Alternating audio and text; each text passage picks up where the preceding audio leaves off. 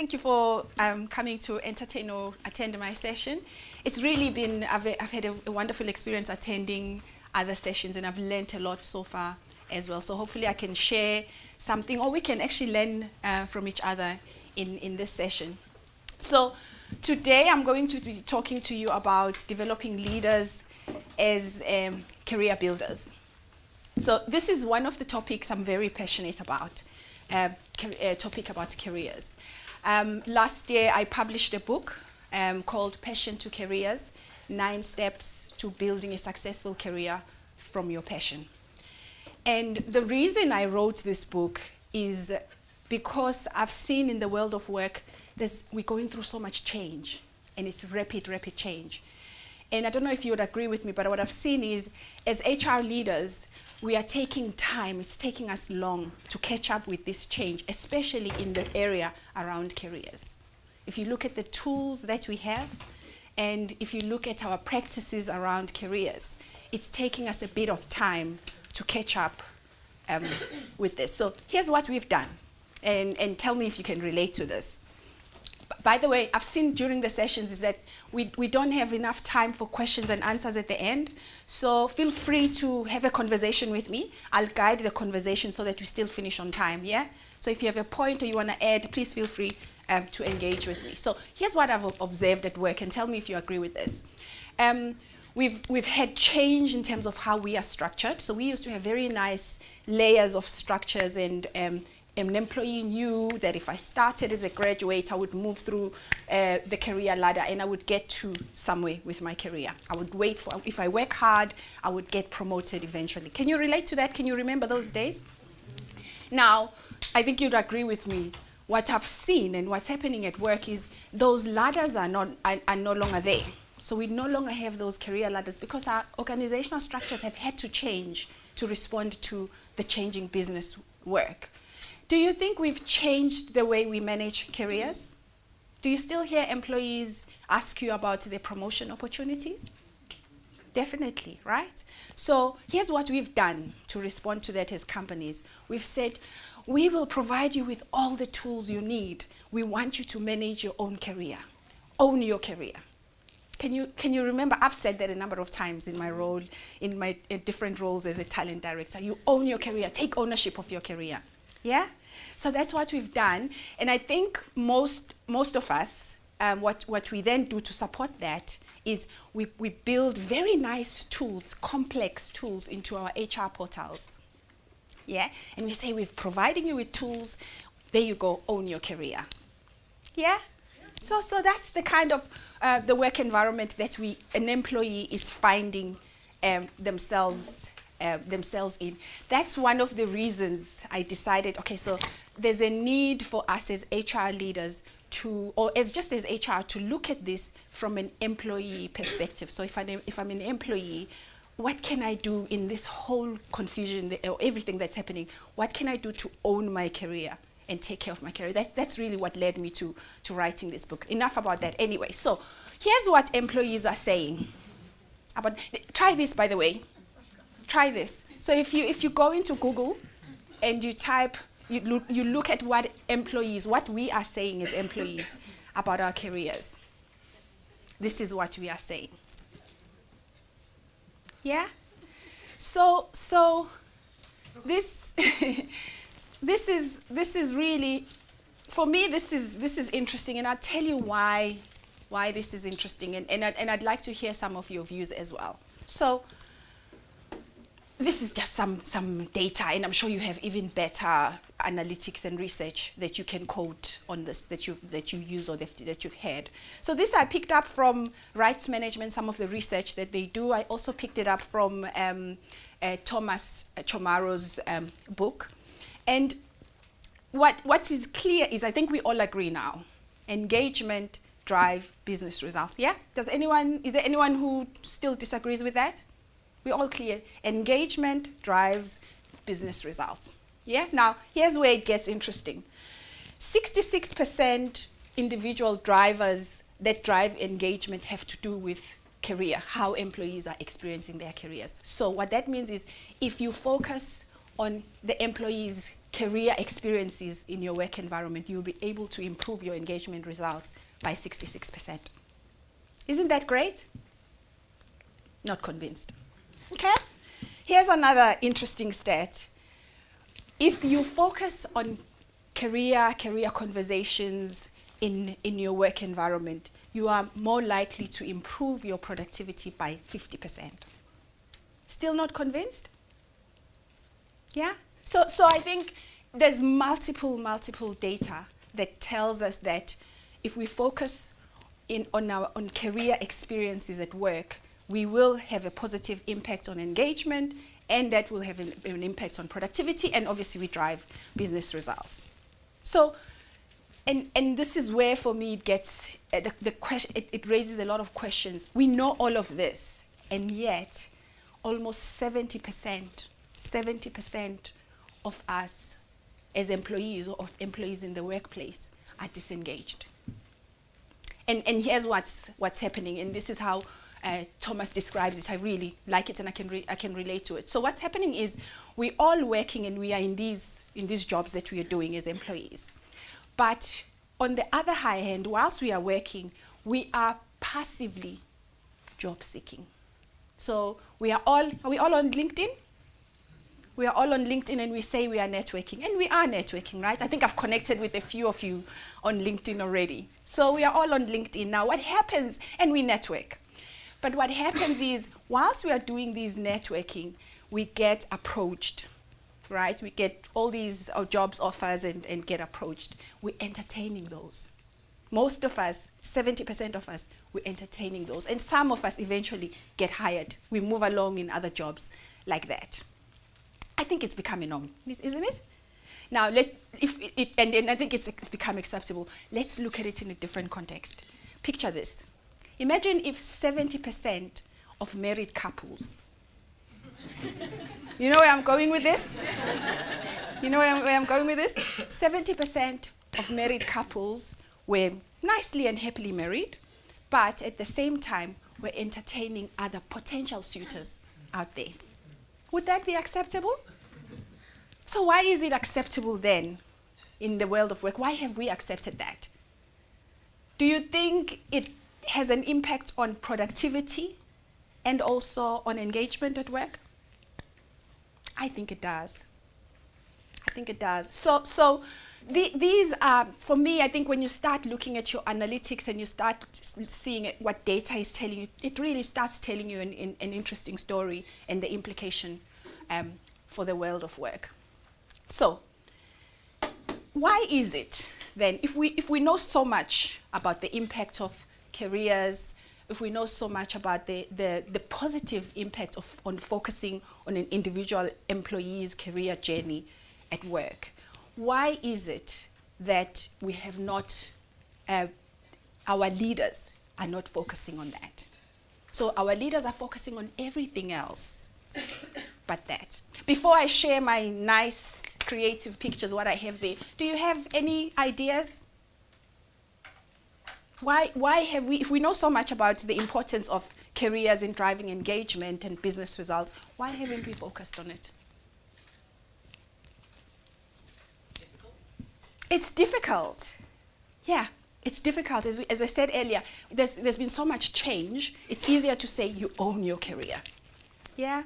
Why else do you think we haven't focused on this? Maybe our leaders don't know how to go about it. Yeah. Our leaders don't know how to go about it. Do we as HR know how to go about it? We have some ideas, right? Okay. What else? Why else? Yeah? I think you alluded to it at the beginning of your presentation. There's so much change now. There aren't the certainties in terms of clear pathways or routeways that used to exist. Yeah. So what is it that you're helping people to understand about a career and how to build an effective career? It's not about the stepping stones, because those roles Those are gone. Yeah. Yeah. It's complexity. It's really, it's not easy, it's difficult. Yeah. So nice ideas, and it relates to what I have here. So one reason that I have there is we haven't made it a leader outcome.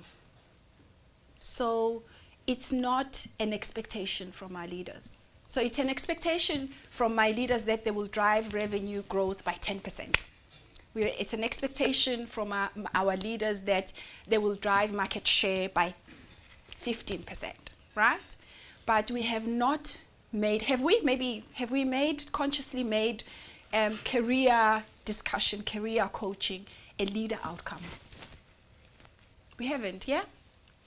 Yeah, so I think there's always a saying that if we don't measure something, people won't focus on it. And actually, I have an example. I'm going to share with you this example as we go along where I've seen this work. So we haven't elevated it and made it important.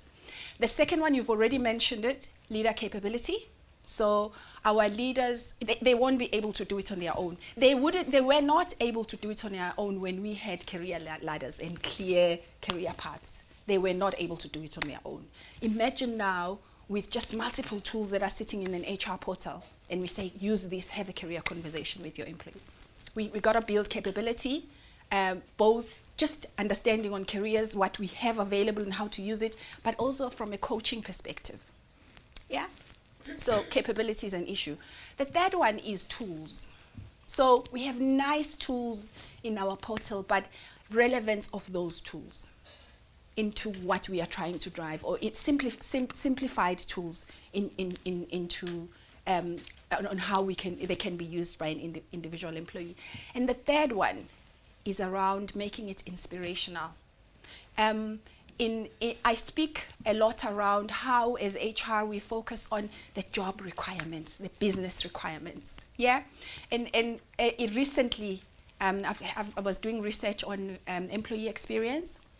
And there's a lot of writing and talk around employee experience. The fact that employees or millennials are really used to being treated as customers, and they are expecting us to treat them as consumers and as customers in the world of work. So they want a customer experience. When we talk about a career to them, they want us to talk to them about this, but you know, as a customer, right, as a consumer. So our staff should be inspirational. We should focus on their career. It should be personal, right?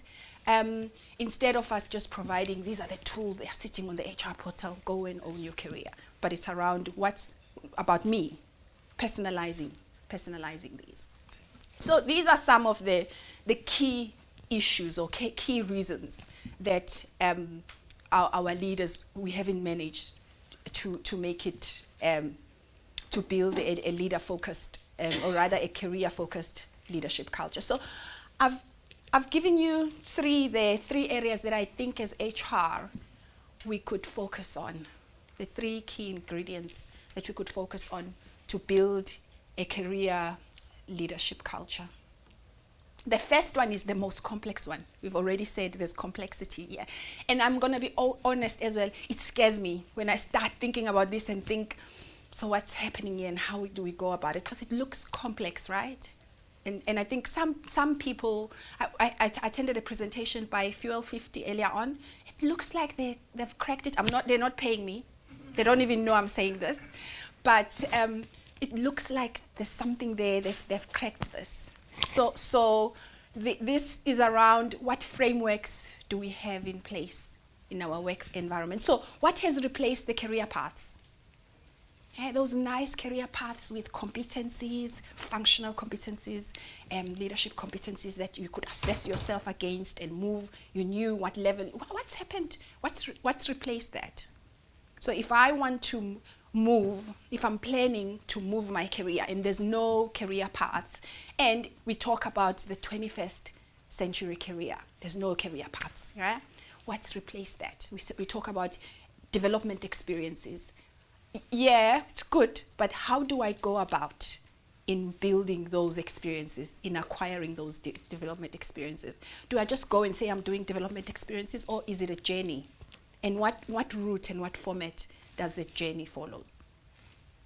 Yeah, so just some kind of a framework, some kind of an architect that supports that. Do we have career career streams? Is there stages? Is there levels?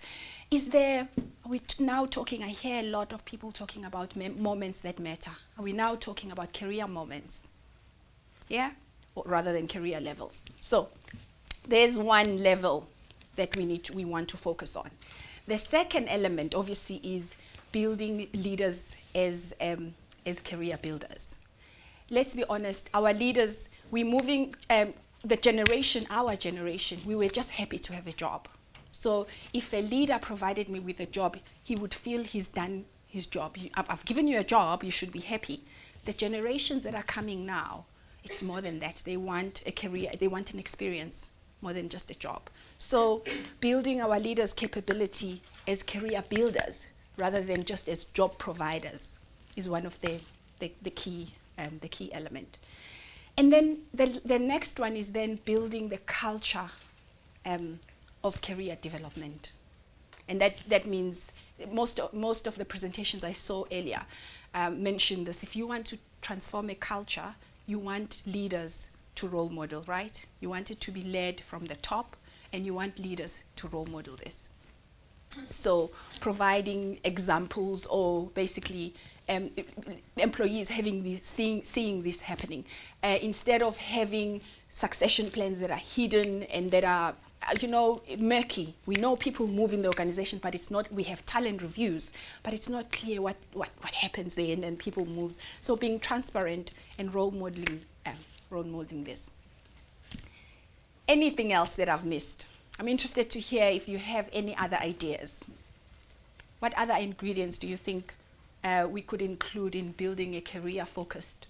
By the way, I'm going to add this to my book, so bring it on. So what else do you think would be an ingredient to building a career-focused leadership culture?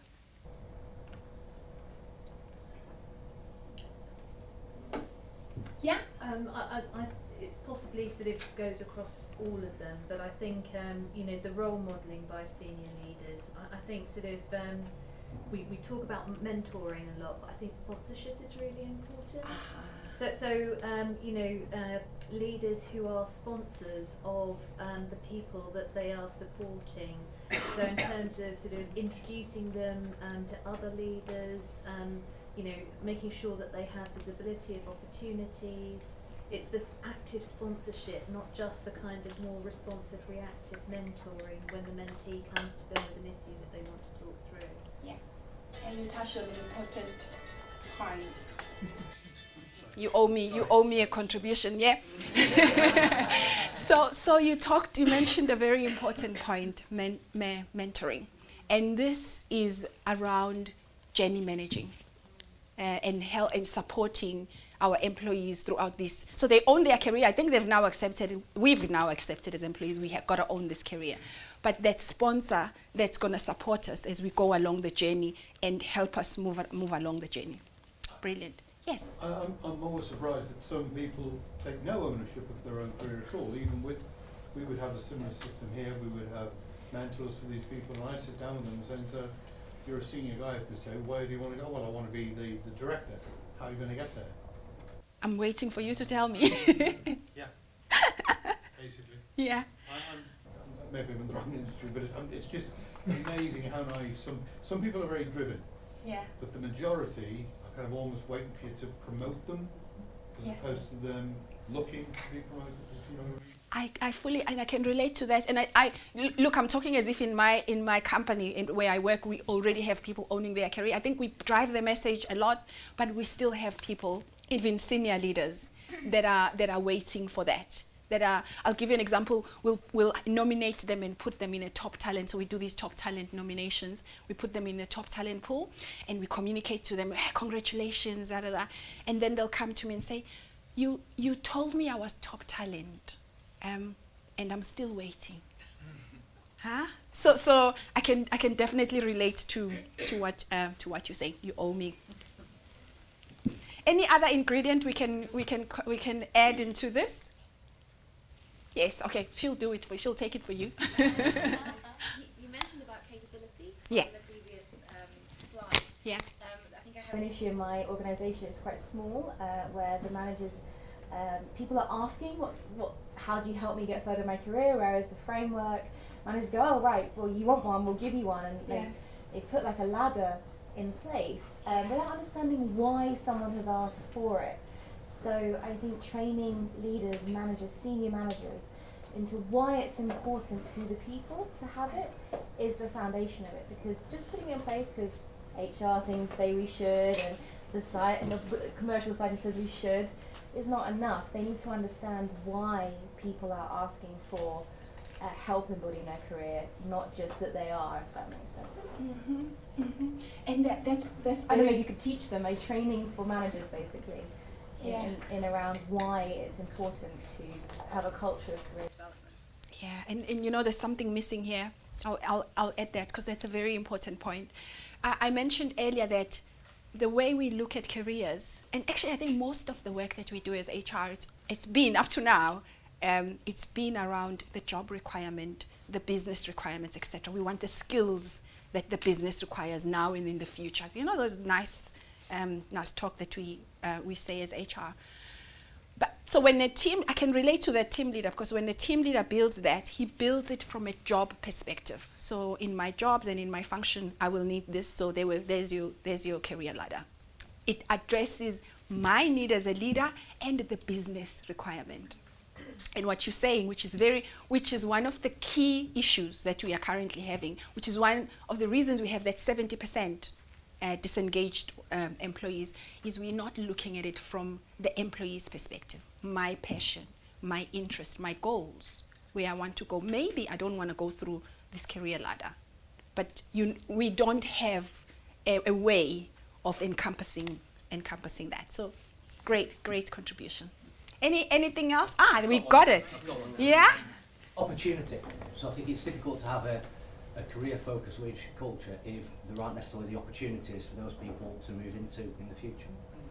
So the organisation I work for, over the past 10 years, we've been reducing in size. Mm-hmm. Some of that means that there's some limitation of opportunities, and that in itself can then prompt people to look elsewhere because the career opportunities aren't forthcoming. Yeah. That. I think that's the key. That's been the biggest challenge that we've experienced. All the career opportunities. So our structures are flat, and we are leaner. We are going. My organization is going. We are going on this leaner drive. So with that, the opportunities are limited. Now the question is, that's going to stay. It looks like we're going to continue being like that. What else do we? And this is where I say, as HR, we haven't responded fast enough with those kind of changes in the world of work. What comes then? Surely something else comes. If those opportunities are no longer available, what comes after that? Yeah. I think a couple of things. I think the first thing is we need to get away from thinking about a job as a job and actually think more in terms of assignments. So this idea that actually stretch assignments, the learning experiences, do what you can to mix people up and move people around. There won't necessarily be upward career progression. There won't necessarily even be formal changes of role necessarily. So what can you do to kind of keep things fresh and keep people moving? Yeah, that's key. Linked to what are they passionate about? So what's important to this particular employee who's asking about what's next for me? And then what assignments? Surely we have multiple assignments that are coming up with all the changes and the new strategies that we are adopting. Well, how can we combine that in the way we build our tools and frameworks? How can we combine that to make it visible and transparent? Yeah, great. I don't like the term sort of career ladder because I think it makes it too linear for people. I sort of building on your comment there that I try to, in coaching, sort of talk to people about spiralling up an organisation rather than shooting up, so that you get a fuller understanding. We said spiralling? Spiralling up, rather Mhm. than shooting up, sort of understanding the organisation from different aspects as you grow, so then you could then become a better leader because you'll have a better understanding of the organisation from different perspectives. Yeah, and I think we need to spend some time as HR around terminologies we use, because really career ladder was very nice and easy, but as you say, it's no longer relevant. So I've heard people talk about career lattice and what else do they talk about? So there's different words that people talk about. So I like spiraling around the organization, because it means moving around across the organization, acquiring those experiences that you need and that will help you grow and develop your career, right? It's all about money. I was just about to come to that, because have you experienced this when we're in the organization? So we focus a lot on developing leaders, and as you move as a leader, you get increases, right? It has an impact on your pay and your income and all of that. Do we do a lot of that for functional specialists, people that are spiraling across the organization? Do we? Yeah. In our environment, we do what we call tours of duty. So you do? Tours of duty. Okay. So you might be an underwriter, but it's really good for you to understand what it's like to work in claims, or to spend some time with our development team, or spend a week in IT. Yeah. And there's an opportunity to earn recognition rewards from those. Mm-hmm. And the more breadth of experience you get, the more likely you are in pay review to get. I like that. I like that. That's So it does have an impact on my pay and my income. Yeah. But Brilliant. also, you might have been involved in a project in an area that's completely nothing to your business. You might get 4 tickets to go to something at the O2 as a Okay. reward to recognise you stretching yourself outside your comfort zone. It's not all about salary. Yeah, and by the way, we've always sometimes thought for employees, they want it all to be a salary. They don't. But we need to find out, we need to personalize it so that we find out what is it all about for them, for our employees. Yeah? Great. I like your ideas. I see that I need to manage our time. So I prepared a little, 5 key takeaways as HR leaders we can go back and I think most of us, it sounds like we're already there. We're thinking about these things and we're working on these things. So 5 key things we need to go back and focus on in building a career-focused leadership culture in our environment. Our architect, so whatever architect you have around careers, is it still relevant? Is it relevant to your current employees? Is it relevant to the millennials that are coming into the world of work? Is it relevant to the structure, the organizational structures changes that you've seen happening? So our careers and all those tools that we have, are they personalized? Are they employee focused rather than job, business requirements focused? Are they focused on me, my career, my passion, my interest? Those simple, engaging tools. I would rather we have smaller tools, but simplified, engaging, and being able to relate to the individual person.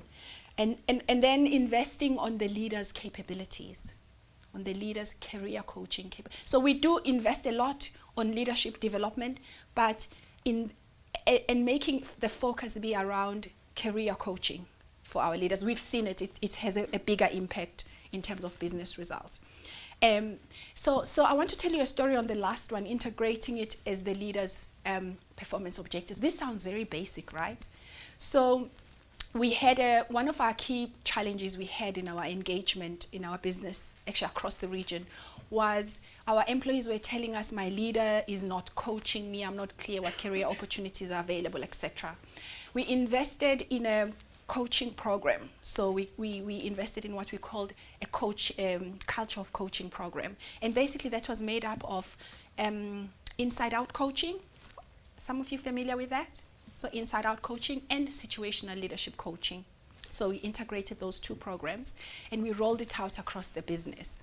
So under normal circumstances, our focus would have been percentage leaders that have been trained, right? We still measured that and etc. But one of our key focus areas was around